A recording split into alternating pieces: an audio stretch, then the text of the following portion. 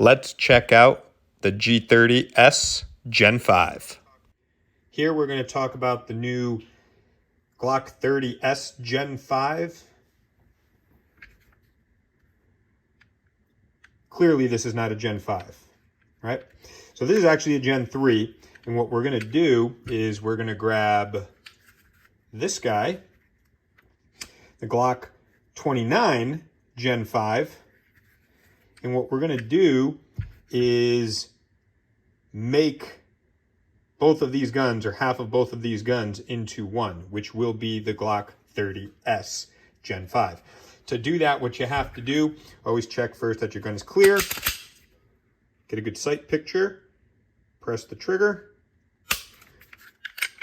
Gonna have to remove the Gen 5 slide. I'm gonna put the frame aside for now. Do the same thing with the G30s in 45 ACP. Remove that slide. Takedown lever on this one's pretty tough to get to. Put that frame aside. Now we got the two slides. The difference, there it is. And yes, one's a 10 mil, one's a 45, but if you were to get the Glock 30 Gen 5 would be the same exact width in slide and frame. So here we have it, the 45 ACP on the right. This is a Gen 3 slide for the Glock 30s, and this is your Gen 5, right? So there you have it for the difference in thickness. It is a huge difference. Might not seem like a big difference here on camera, but the difference is significant, and this is a lot heavier, a lot chunkier. So let's get the conversion going. In order to get your Gen 3 slide to fit your Gen 5 frame, you do need to flip-flop the backplate. To do that,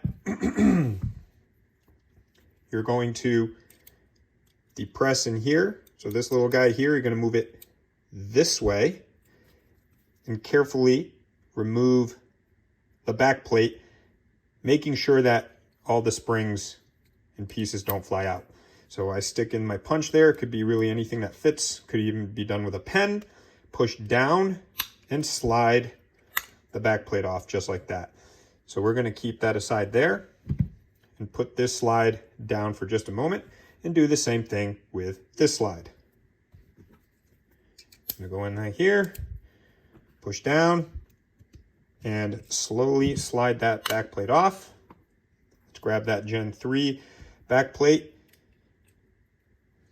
put it back, or put it into the Gen 5 slide. This punch is a little thick for this. There we go. There's that. And now we're going to do the same thing with the Gen 5 backplate and install it onto the Gen 3 slide.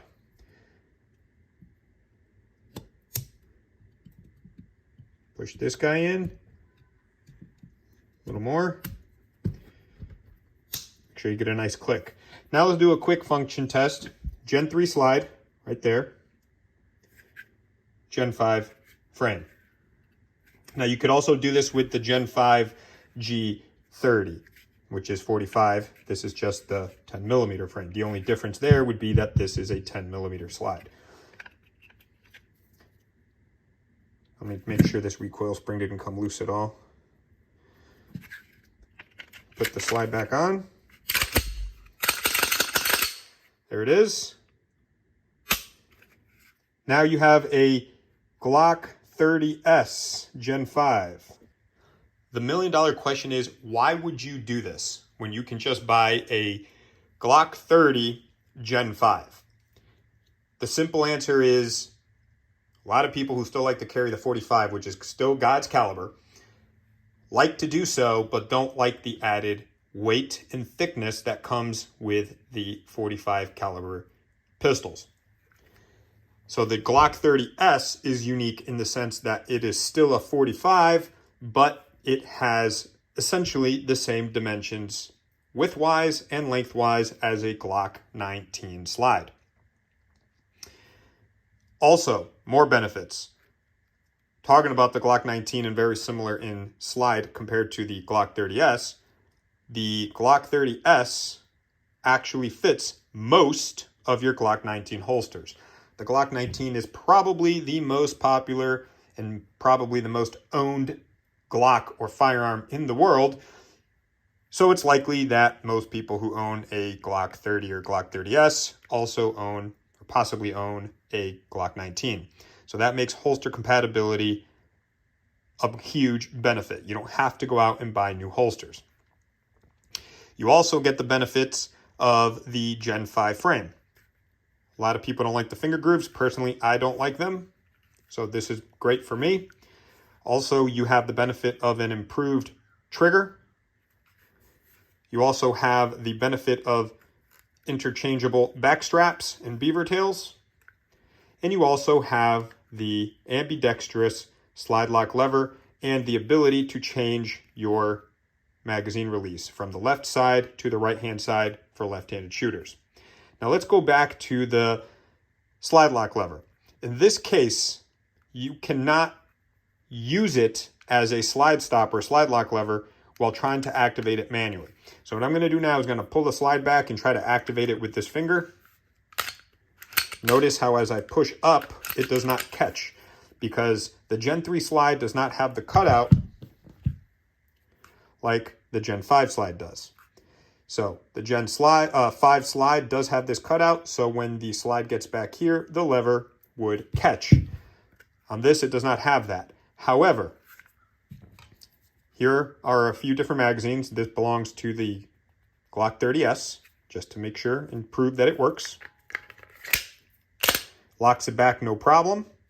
And also, you can release it.